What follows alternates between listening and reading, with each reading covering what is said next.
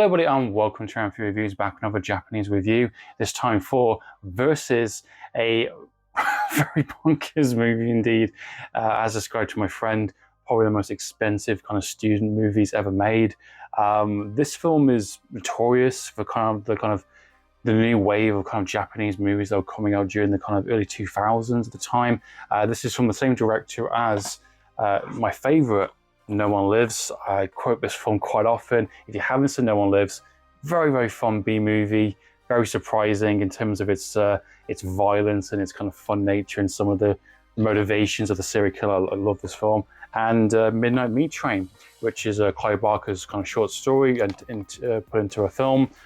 Same director. So two kind of American projects from our Japanese director that very successful, very interesting kind of career. And this film really dives into his kind of creative nature and kind of showing that, hey, I'm here to play. I don't need the big studio kind of funding. I can make a film for this much money. This is what I can do, and it's very fascinating to say the least. And Versus is a film not for everyone, but it's goddamn entertaining. This is a nearly over 2-hour movie, unless you can count the 131 minute ultimate cut, which this edition does have. This is the Arrow kind of limited edition set with the slipcase on it. I actually picked this up for about £7 a little while ago. As you can tell there you go. Double disc. And you get the booklet there as well. And this features the standard theatrical cut and the ultimate cut, which adds in some new stuff at the start of the film and the end of the film, a few additional kind of scenes. It's about 10 minutes worth of footage. I actually think I'm going to prefer watching the theatrical cut. I do think the ultimate cut was a little bit too long. There's some absolutely brilliant extras on this edition, as you can tell from the back there, absolutely loaded with brand new special features that really dives into not only the filmmaking, but also the importance of how this film came to be, and at the same time was kind of bringing this kind of new energy to kind of Japanese movies during the 2000s, with Battle Royale also around the corner, and both this and Battle Royale basically kind of dominating the kind of not only Japanese kind of cinema box office, but also creating buzz and excitement for kind of the Western audiences. And Battle Royale is one of my all-time favorite kind of Japanese movies. Absolutely incredible film on its own right, on its own kind of platform. And this was coming up roughly at the same time frame in the same festivals, and both films were getting a lot of word of mouth. And surprisingly, this film didn't come out into a lot of UK and American cinemas until almost like a year, maybe 2 years later. So by that point, everyone was really pumped, really excited to check out both movies. And this film is completely bonkers from start to finish. It's a storyline. Is there a story? I would say this is basically kind of Japanese versions of Highlander, if that's the best way to kind of say it, in the sense this is a two people, good versus evil, and they have been reincarnated like hundreds and hundreds of years later. Both have this kind of energy, this kind of power in a sense, to kind of fight each other, or destined to fight each other in a sense.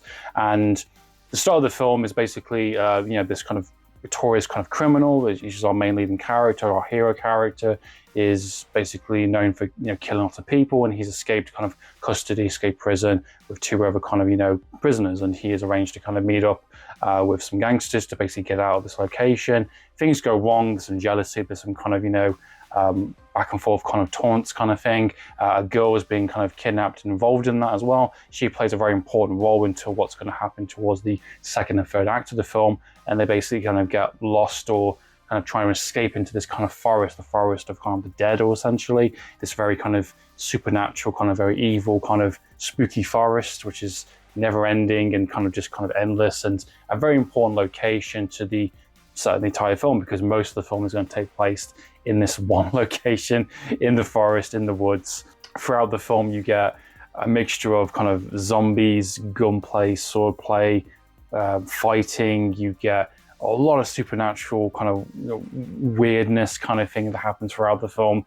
It's fully loaded. It's definitely inspired from The Matrix as well. A lot of that kind of editing style, that kind of flavor in terms of some of the music, the kind of the grunge kind of nature towards. It's definitely very cheap in places. It kind of adds to the charm of the film, surprisingly. It's a 2-hour just non-stop kind of B-movie, wacky kind of fun hijinks for basically non-stop 2 hours, and you've got a mixture of kind of villain characters, and you've got a smart ass kind of, main supporting protagonist character, which is not too sure if you're meant to like him or not. There's a recurring gag throughout the film, which actually is quite funny, and it actually kind of gets acknowledged later on in the film, where every time there's meant to be like a major fight scene, because he's looking after this woman he's saved during the start of the film, he kind of just knocks her around, punches her, or basically puts her to sleep somehow, and basically has an action fight scene, whether it's samurai, whether it's a gunplay, whether it's a straight up fight, whether it's kind of knives involved, all sorts kind of happen in this film. You never quite know what kind of sequence you're going to get next. And it's very creative. It's very fun. It's, the film is known for kind of its kind of production value and how the film was put together. But in fact, it really had a really long stretch kind of, time of how to make this film, and, and relying on kind of stars to keep coming back, and basically supporting this film, supporting this director and his vision. And for that alone, you have to kind of, give it, its merit and its due kind of thing. Not many films can really pull that off in such a low budget kind of film without studio interference, without studio kind of financing, and, just really kind of putting himself out there as a director and kind of saying, hey, this is what I can do, as mentioned. And this has led to some very kind of positive reception and good word of mouth for his career, with doing a Godzilla movie later on, and then going into more American movies. Overall, Verse is a really fun B movie through and through. You've got gangsters, you've got zombies, you've got samurais, you've got supernatural elements, you've got gun. It does have some pacing issues. It doesn't have the best story, some of the best performances, a little bit rough in places, but it's a fun film. It's a very important film to kind of the new wave of kind of Japanese movies that are coming out in the time. I would absolutely recommend going to check this one, guys. If you can, pick up the Ultimate Edition, which just have both cuts to see what you think for yourself. However, the theatrical cut, I imagine, will be just as good, and it does feature all those fantastic brand new special features as well. So what are your thoughts and opinions, guys? Please comment down below. So in the meantime, guys, I'm for reviews. Signing out.